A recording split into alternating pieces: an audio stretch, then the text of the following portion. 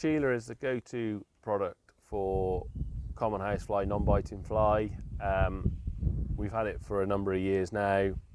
Again, we keep it on the van. It's one of these products really that you just go to, you know it works, it does its job. With it being a yellow granular, we like to keep it in the form of a granule.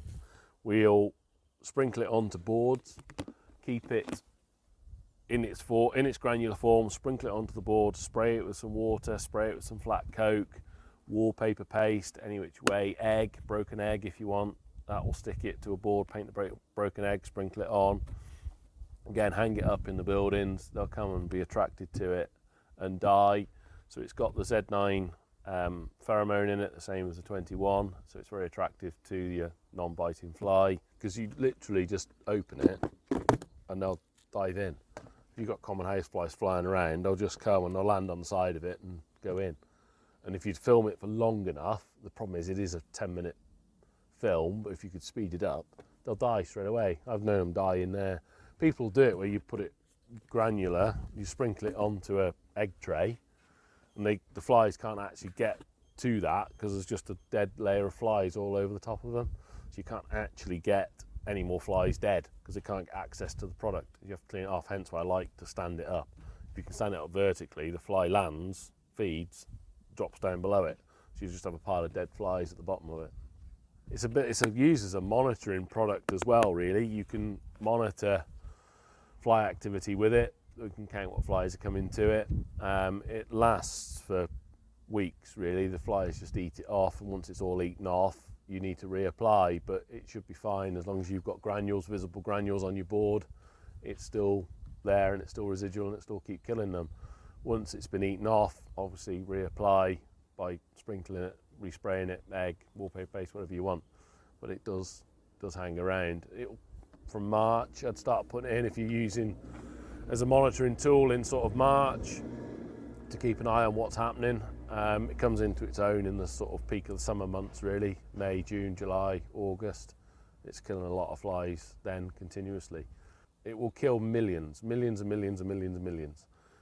I would say it would be uncountable the amount of flies that can be below a board.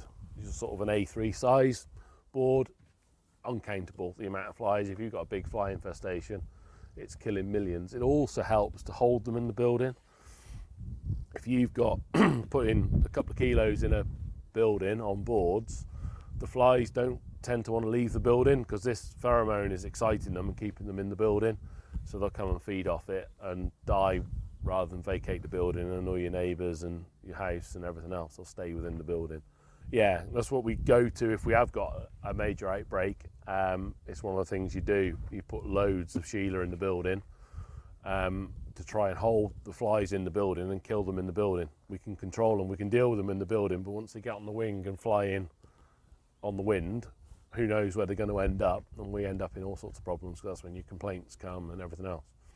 Using Sheila as a monitor, and every building is a little bit different, but when you're seeing a growing number of flies, it's quite attractive, so you're probably liable to see a fly or two on it without having too much of a problem. But when that number starts to grow and you look at it one week and it's got 6 flies on it all the time, or there's getting a few dead below it, then it's time to act. It's time to get onto your larvicides, and it's telling you to move on to your next sort of stage of your pest management plan, is to get your larvicide on and go forward with that in conjunction with adulticide to control your adult flies.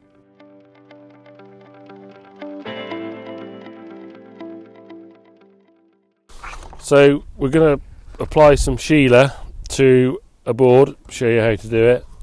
There's a few ways of doing it. You can water onto a piece of cardboard, just sort of liberally apply some water to the board. You can do wallpaper paste, broken egg, any which way really. All you're trying to do is stick these lovely yellow granules to the board. Just try and get it as even as you can across the board.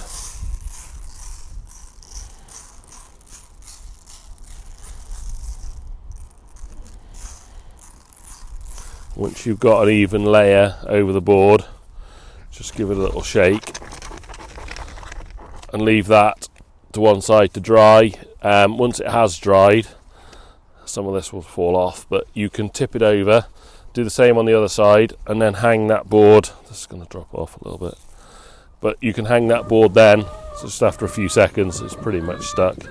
You can hang that board then up in the building, do the same to the other side, and you've got a good board ready to attract flies. Try and keep it away from the outside. The fly will land onto here and then walk in to feed. They very rarely land directly on the product, so if you just keep it from the outside, that'll kill loads.